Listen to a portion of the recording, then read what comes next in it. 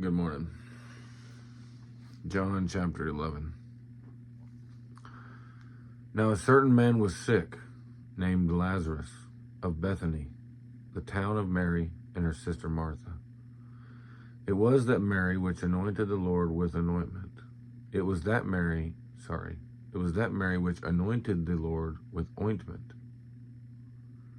and wiped his feet with her hair, whose brother Lazarus was sick. Therefore his sister sent unto him, saying, Lord, behold, he whom thou lovest is sick. When Jesus heard that, he said, This sickness is not unto death, but for the glory of God, that the Son of God might be glorified thereby. All right, so in my mind, I'm having a problem thinking right now because I wanted to point this out, okay? I personally believe, based on scripture, that death is a place, okay, that your soul goes, okay? You've got death and hell that give up their dead, okay? Everyone that's in death and hell, right, in the judgment.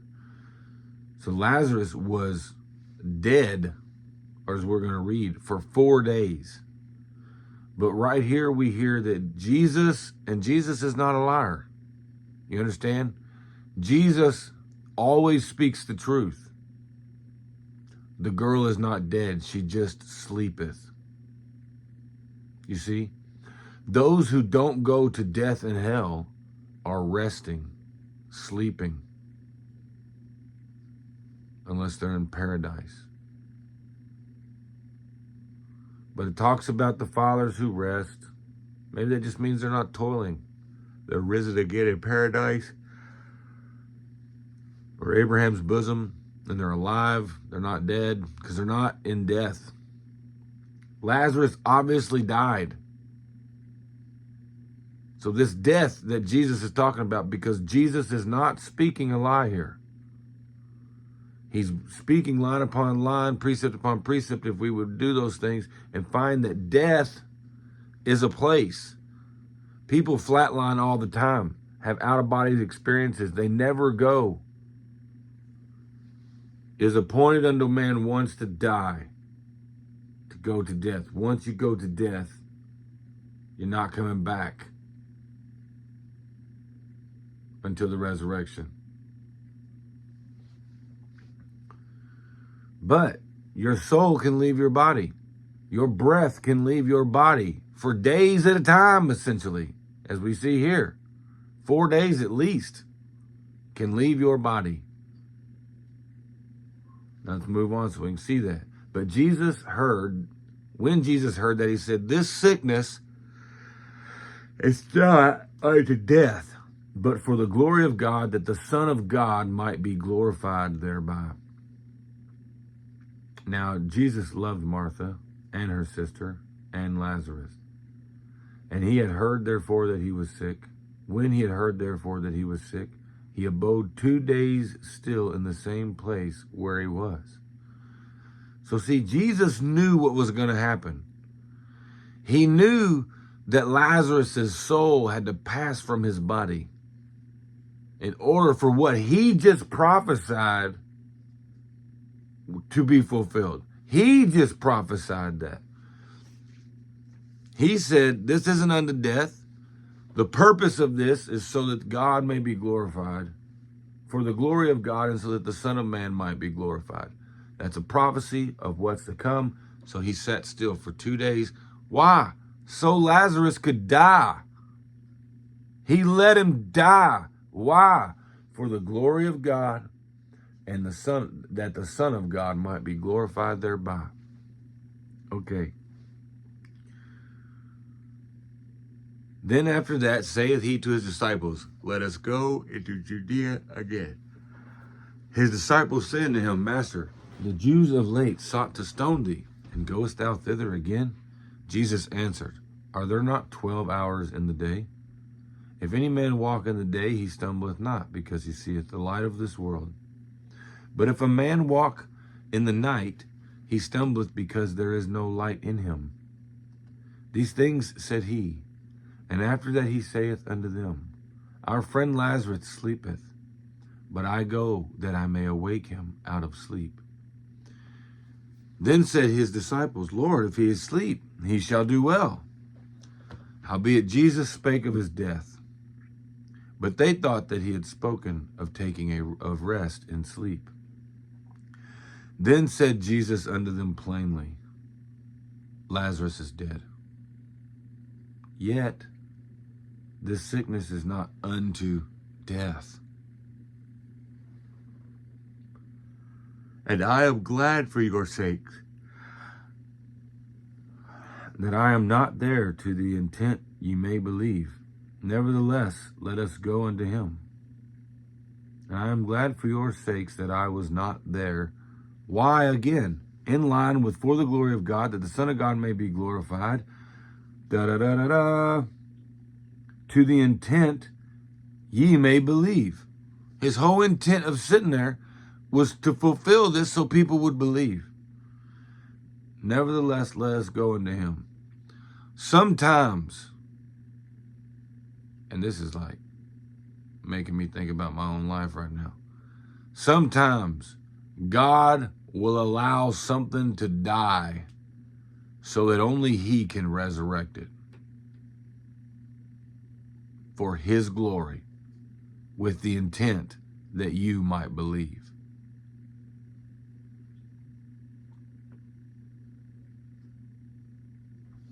Nevertheless, let us go unto him. Then said Thomas, which is called Didymus, unto his fellow disciples, let us also go, that we may die with him. What the heck, Thomas? Seriously, bro, like what in the world? Well, let us go that we may die with him. Then when Jesus came, I think he's just being a smart at it, like, well, because they want to stone him. Well, I guess we should all go and we'll just all die with him. That sounds like a plan. That's what's going to happen. We're going to go to Judea and we're all going to get stoned. Let's us also go, that we may die with him, Jesus. That's a good plan. Sorry, I don't know if that's how he said it, but that's the only way it makes sense to me. Then when Jesus came, he found that he had lain in the grave 4 days already. Now Bethany was nigh unto Jerusalem, about 15 furlongs off. And many of the Jews came to Martha and Mary to comfort them concerning their brother. Then Martha, as soon as she heard that Jesus was coming, went and met him, but Mary sat still in the house. Then said Martha unto Jesus, Lord, if thou hadst been here, my brother had not died. But I know that even now, whatsoever thou wilt ask of God, God will give it thee. Jesus saith unto her, listen to the man. He speaks the truth. He doesn't lie. He was a sinless sacrifice. How could he?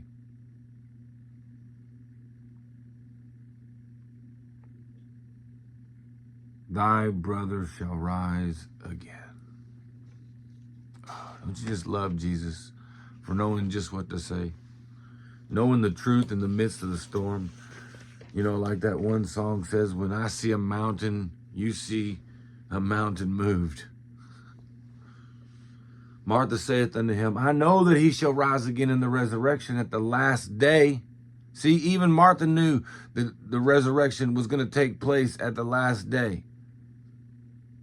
And she knew which resurrection Lazarus would be part of.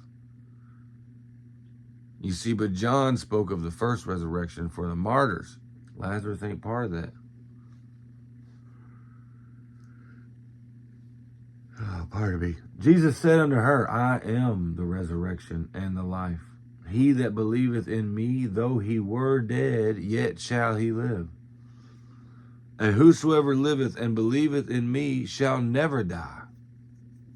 Believest thou this? That's why as a Christian, you don't experience death. You leave your body and your soul doesn't go to the place called death.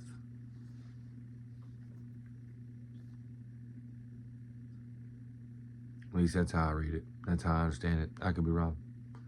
But show me in the scripture. That's all I'm asking. She saith unto him, Yea, Lord, I believe that thou art the Christ, the Son of God, which should come into the world. I mean, come on, people. Come on.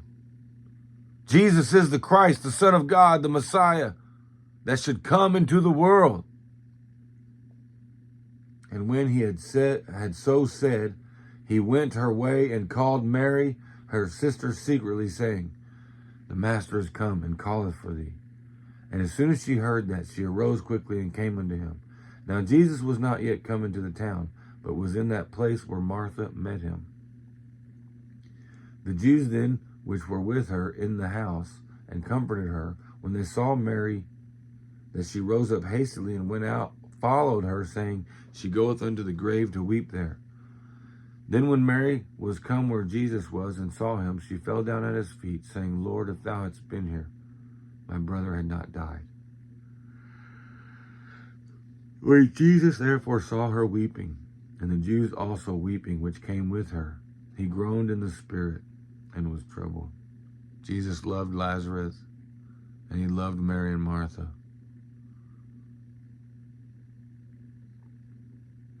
Shortest verse in the Bible. John chapter 11, verse 35. Jesus wept.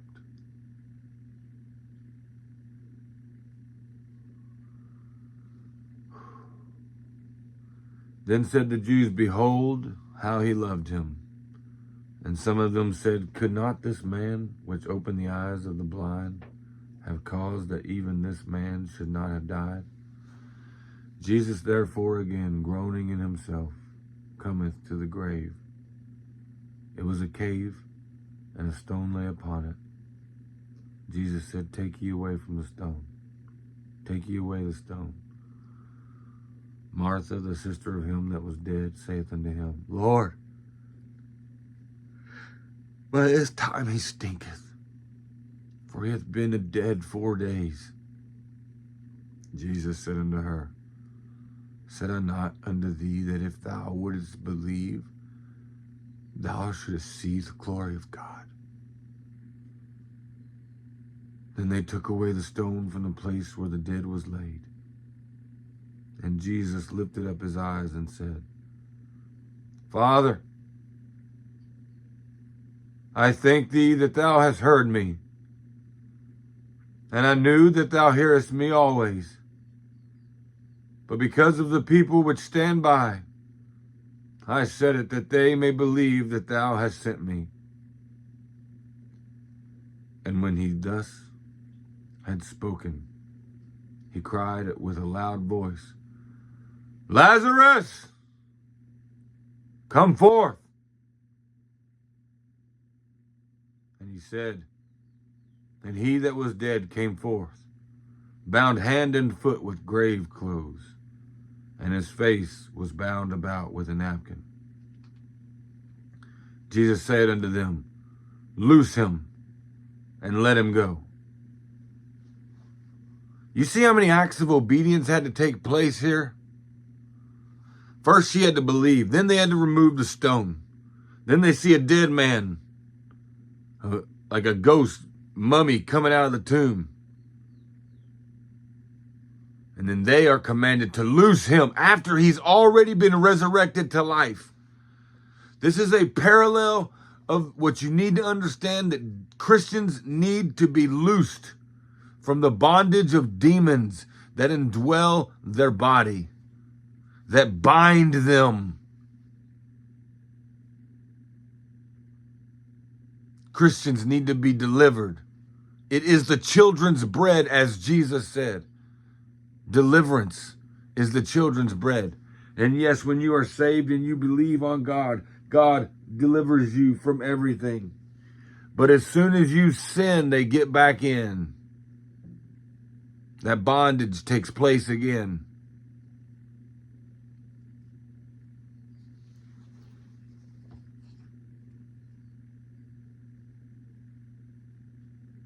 And he that was dead came forth, bound hand and foot with grave clothes, and his face was bound about with a napkin. Jesus said unto them, This man needs to breathe, bro. Loose him and let him go. Then many of the Jews which came to Mary and had seen the things which Jesus did believed on him. That was the whole purpose of Lazarus dying. Why? Was so that they would believe on Christ.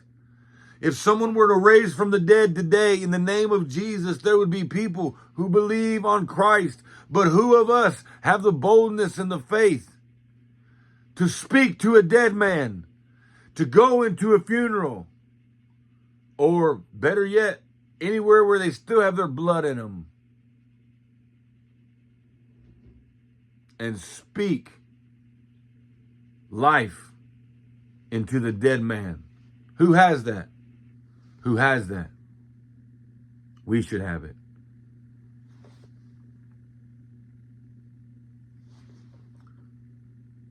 But some of them went their ways to the Pharisees and told them what things Jesus had done. Then gathered the chief priests and the Pharisees a council and said, "What do we? For this man doeth many miracles. If we thus let him alone, all men will believe on him, and the Romans shall come and take away both our place and our nation," because they were held accountable for keeping the rule of law, even though it was Roman territory. And they're calling, the prophecy is that Jesus is the coming king.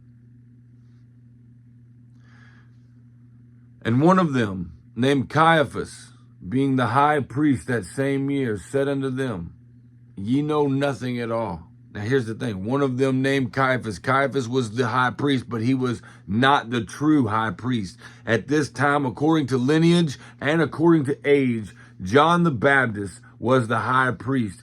But then, John the Baptist baptized Jesus into the water, and now Jesus is operating as our high priest. Keep that in mind. Ye know nothing at all, nor consider that it is expedient for us that one man should die for the people, and that the whole nation perish not. Nor you know nothing at all, nor consider that it is expedient for us that one man should die for the people and not the whole nation. He's saying we need to get rid of Jesus before he causes the whole nation to perish. Because the Romans who are in charge of us are going to destroy us if there's any rising against them. And if Jesus is King of the Jews and not Caesar, and in the future we're going to see that the Jews submit to the earthly king, and they say, "We have no king but Caesar." Thereby giving up their nation effectively. Like literally, when they did that, they gave up their nation. And not for that nation only, but that also he should gather together in one the children of God that were scattered abroad. Then from that day forth they took counsel together for to put him to death, because all men would believe on him. Do you understand? That's the reason they wanted to put him to death, because if they believed on him that he was the king, then the Romans would come in and destroy their authority that they still allowed them to have to a degree. But when they turned their back on the King of Kings, and they lifted up Caesar as their king, they gave away their sovereignty of Israel. Back to 52. And not for that nation only, but that also he should gather together in one the children of God that were scattered abroad. That sounds like a prophecy from the back. He prophesied that Jesus should die for that nation, and not for that nation only, but that also he should gather together in one the children of God that were scattered abroad. That's going back to, maybe, looks like there's a mark over here, it says Isaiah 49:6. Then, okay, we read that. Then from that day forth they took counsel together to put him to death. Jesus therefore walked no more openly among the Jews, but went thence unto a country near to the wilderness, into a city called Ephraim, and there continued with his disciples. So before he went to raise Lazarus from the dead, the Jews already wanted to kill him because he said that he was the Son of God. He made himself equal with God. He said all these things that they say is blasphemous and worthy of death. So they wanted to stone him. His disciples knew they wanted to stone him. Kind of seems like Thomas was being a little smart aleck, but like, yeah, let's just all go and die. That's a great idea. Lazarus is dead. They want to kill us. Let's go back and see a dead body so that we all die with him. And Jesus said, no. The sickness isn't unto death. It's so that God can be glorified and that the Son of Man can be glorified. And then he went back, and now they really want to kill him again. So now it says that Jesus ain't going back. He's done, at least for now.